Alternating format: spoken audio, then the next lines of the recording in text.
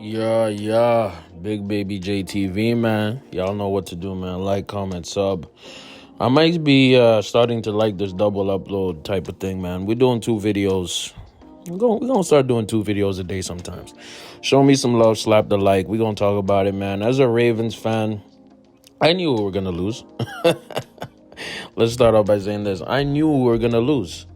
24-17, all right? And the way the Ravens lost was actually I'm going to say this, it's going to sound weird, but it was a good loss. What do I mean by that? Because nobody expected the Ravens to be competitive in this game.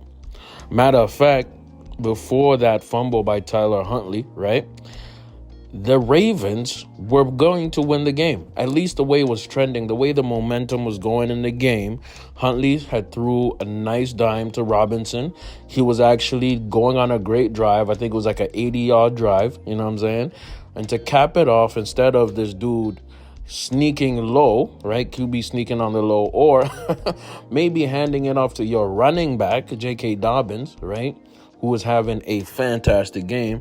This dummy called Greg Roman, guess what he decided to do? Call a QB sneak, and this dummy, I ain't even going to call him a dummy. I'm just going to say Tyler Huntley, this mid to backup quarterback, did this dumb move, tried to go over the top of the defense, and credit to the Bengals defensive line, which is very, very underrated, by the way. They were playing a fantastic game, that D-line, the D-linemen on the Bengals, and the defense in general. Very good defense. They caused them to fumble, and after that fumble, 98-yard return, game was done. The game was done. And you know what was the most interesting about this is that Lamar Jackson, the dude who should have $250 million guaranteed, didn't come on the plane, didn't do nothing, didn't do none of that. Lamar instead went on on Instagram and wrote this. When you have something good, I actually reposted this from somewhere else. When you have something good, you don't play with it. You don't take chances losing it. You don't neglect it. When you have something good, you pour into it. You appreciate it. Because when you take care of something good, the good thing takes care of you too. So that's not even an indirect shot. He's talking about the Ravens organization, right? And the Ravens, point blank period, lost because Lamar wasn't there. Because they are a better team when Lamar's there. When Lamar is playing football, the Ravens are Super Bowl contenders every time. Every time. Even J.K. Dobbins said after the loss, after another first-round exit, because that's apparently what the Ravens love doing, first-round exit, he said, if we had Lamar, we would have won. And the fact remains, everybody in that locker room, everybody coaching the Ravens, everybody, even Steve Bisciotti who owns the Ravens, they know that that's facts.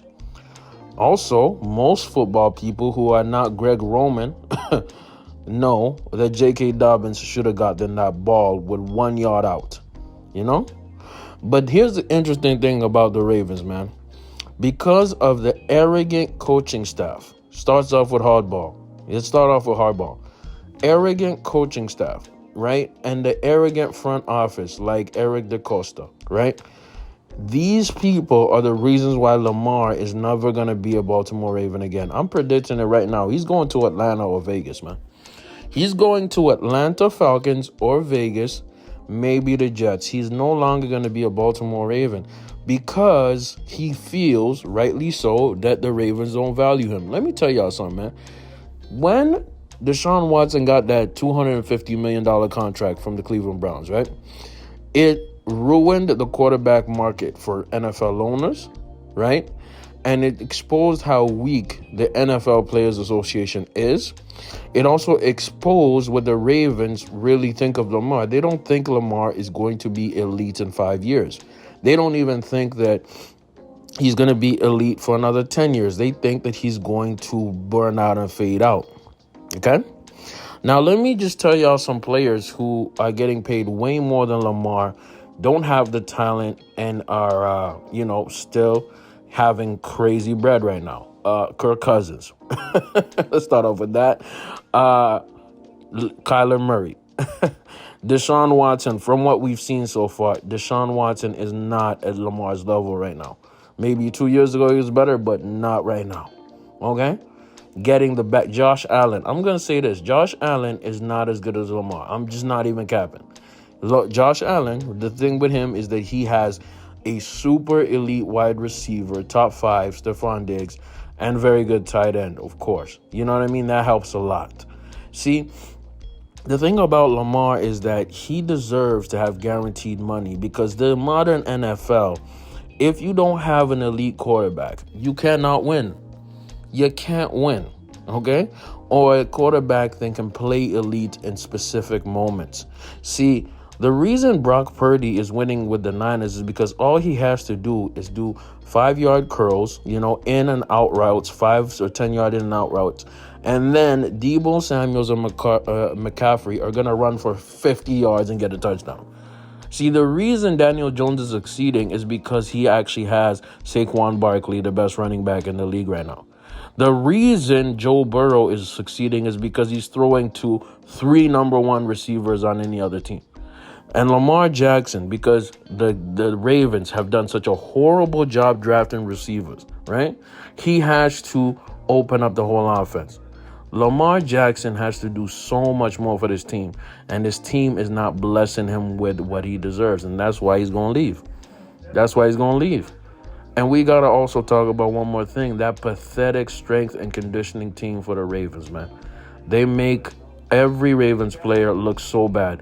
Derek Wolfe, a player who used to be with the Ravens, he has to struggle to getting back on the field a few years ago. And guess what? He said on the podcast that strength and the conditioning staff of the Ravens keeps riding their players too much and too hard. And that's the facts. Those are the facts. See, if we don't re-sign Lamar Jackson, guess what the Ravens become? The Ravens become, at best, the Raiders. At best, the Broncos. At best, and more likely, like the Texans. See, the Ravens had Joe Flacco, mid as hell, right? And guess what? Before Lamar came, they missed the playoffs 3 years in a row. John Harbaugh was going to get fired, and Lamar saved his job. That whole staff was going to get fired, and Lamar saved their jobs. But they ain't trying to save him and gave him a guaranteed amount, even though football is the physically one of the toughest games in this world.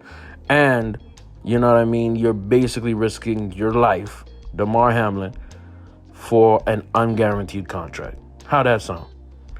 Anyways, man, let me know what y'all think in the comments, man. Lamar deserves his bag. He's done with the Ravens. I've said it before. It's over, man. It's over. And I appreciate the times Lamar had with my Ravens. I'm disappointed in my organization. We could have been paid this nigga. We could have paid him literally 2 seasons ago, right after the MVP, and they could have saved money. It's just that they don't believe in this guy, but I do. Let me know what y'all think in the comments, man. I'm out.